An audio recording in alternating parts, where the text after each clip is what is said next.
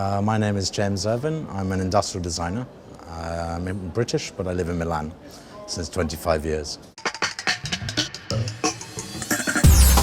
I'm probably one of the only designers you've interviewed who has actually ever designed a bus, because I designed the bus for the city of Hanover and Leipzig back in the year 2000. And for sure, a bus can never be like an iPhone. A bus is a bus. I mean, it's a product which is for the masses. It's a product which is not a consumer product. It's a product which is a service. Certainly, buses can become things which are much more desirable, but the main problem is that buses are paid for with public money, and public money, the people who spend public money, always have to feel responsible to the citizens that they're spending as little of their money as possible.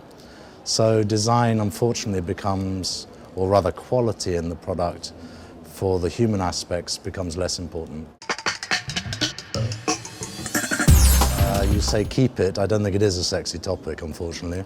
I'm a bit of a fatalist in the sense that I don't believe, firstly, I don't believe that designers are missionaries.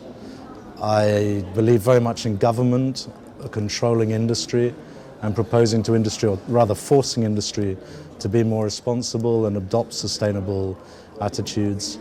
So sustainability is not sexy, it's got to be normal.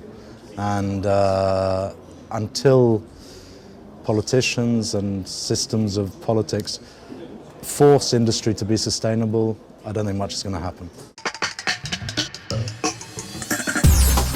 Most cities develop and change with time, and I'm always much more happy in, let's say, a city which has a patina, which is built up over thousands of years or hundreds of years.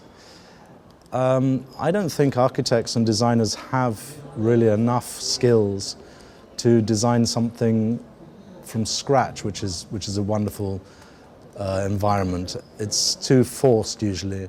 So I believe in the development of things over years, the changing, and the degradation of spaces as well, because patina and things being rough are actually quite beautiful. The main thing to remember about cities is they're full of people, and people create cities, not necessarily architecture. I think one of the most important things about cities is to have people interacting with each other, sitting in bars, working in offices together, working in factories and small studios, whatever. Human existence is about relating to other people. And so the social aspects of a city having a good time is fundamental. And that goes for restaurants, for cinemas, for all those kind of things. If you think about it, one of the strangest things that most people meet their husbands or wives or boyfriends or girlfriends actually at work.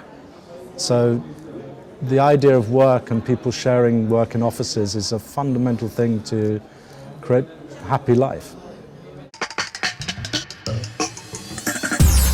I have absolutely no idea.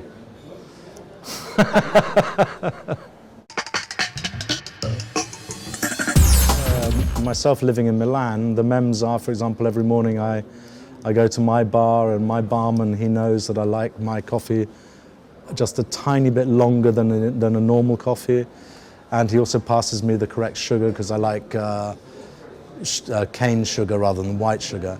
I mean, it's all to do with habit and with your daily life and knowing people. One of the beautiful things about Italian society is that you actually do have a lot of contact with individuals. In restaurants, for example, all the waiters know my name in most restaurants. My butcher knows exactly how thick I want my hamburgers made. I mean, these kind of things are very important.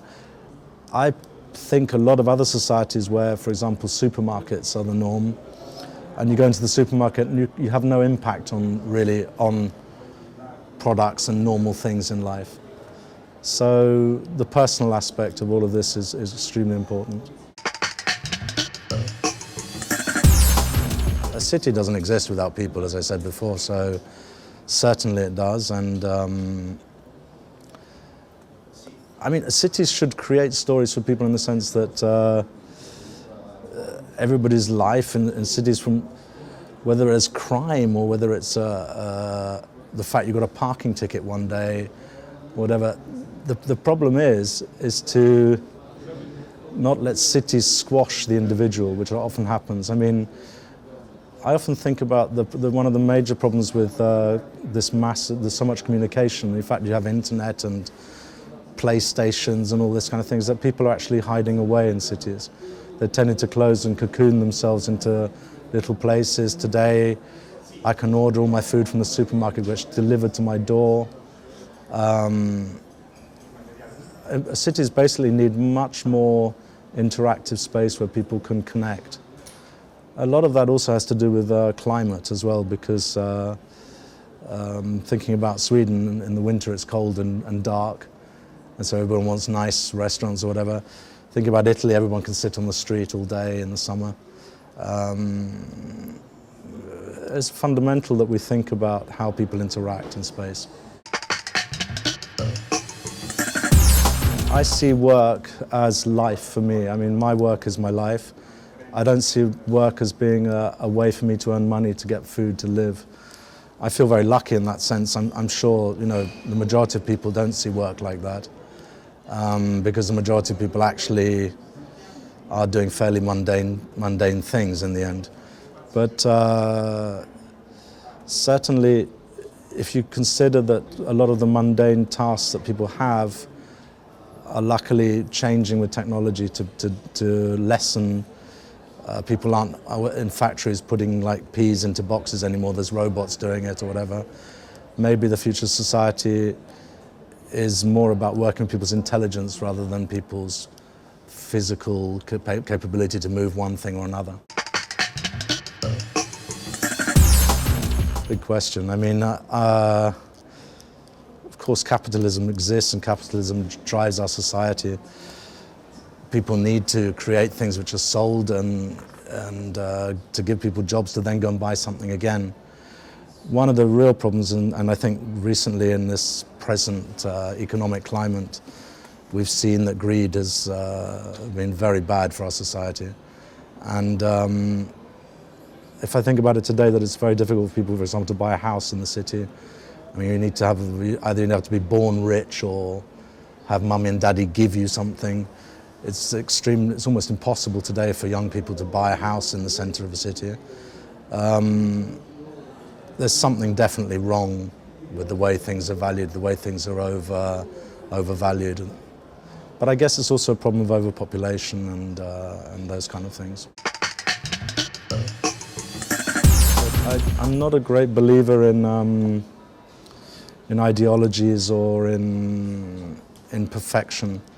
I mean, I hope maybe the city of the future is like the film Brazil or like the film Blade Runner.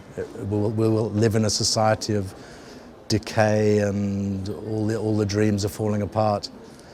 I'm a bit of a fatalist. I don't think that we will be able to control the way things go, because if you just need to look at what's happening in the Far East, and it's a disaster. I mean, it really is a disaster, and also Western models, Western thinking should not be adopted in China in the same way. I mean, they should learn from our mistakes rather than fill up the streets with cars and choke themselves all to death on smog.